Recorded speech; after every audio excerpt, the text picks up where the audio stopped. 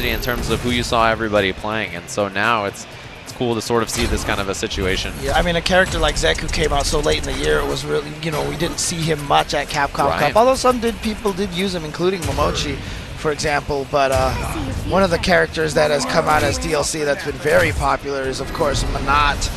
You know, we have people like Sako and Goichi and Infiltration and Guilty all rocking this character now. Filipino Man.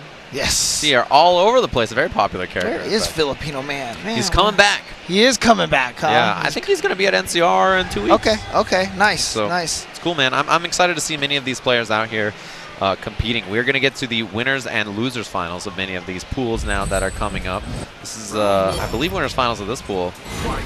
Sako versus DANNYBOY. Oh, crush the can on startup. And yeah, she has long enough range normals to check that, of course, right? She's good at that kind of stuff. Down Pierce, great anti-air. Sako looking prepared. All right, well, there's a good anti-air from DANNYBOY, but... Ooh, punish. Yeah, she has these long-range normals. Not many characters can contest Birdie on the ground. Especially that standing heavy punch that Birdie has. Oh, yeah. Really tough to deal with that, and the crouching light punch as well. And punishing the sweep on block. What is it about all the big body characters in this game that have to have amazing crouching light punches? It's just part of the pack. Yep.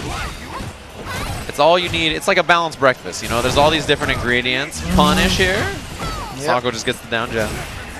Yeah, doing a good job right now. DANNYBOY is playing too much into what Sako wants. You know, there's nothing greater when you're a zoning character like Manat to fight against someone who's like, I'm gonna try to get in here and, you know, find my way through all these orbs, and then that just opens them up to be countered by your standard setups very easily. Unfortunately, what else can you do? It's hard because you have to get in eventually against a character like Manat, otherwise you'll be in trouble. I do like a little bit more Bullhorn. The patience, that's the key right there. You know, you can tell when someone's desperate to get in because they keep throwing out headbutts, they keep jumping, they keep throwing out bullhorns like that. You know, you've got to really just be patient about it. Be willing to block a lot of buttons. He keeps trying stuff. That's the problem right now. All right. Okay, that's a good answer. Yeah, the problem is if you're too patient, you'll never get in. Right. And if you're not patient, you'll lose too much on the way in. It's always a struggle. Sako with a low confirmed crouching light kick jab.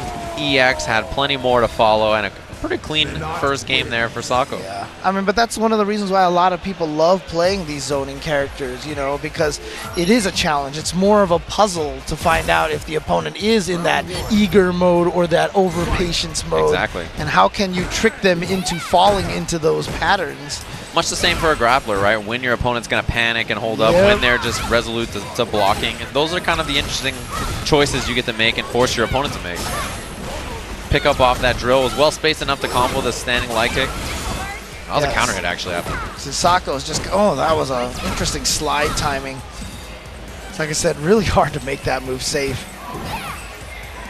Yeah, but it's a great low check, and she doesn't have as many of those from distance. Right. Anti-air short. Wow, he didn't hit a button actually. He empty jumped, probably expecting an anti-air to come out, punish on the EX chain.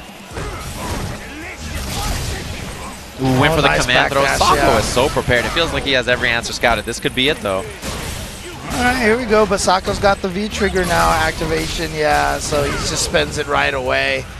As soon as he got that meter, he was like, the very, very like first frame, he had an opportunity that he knew he could activate it without taking too much damage.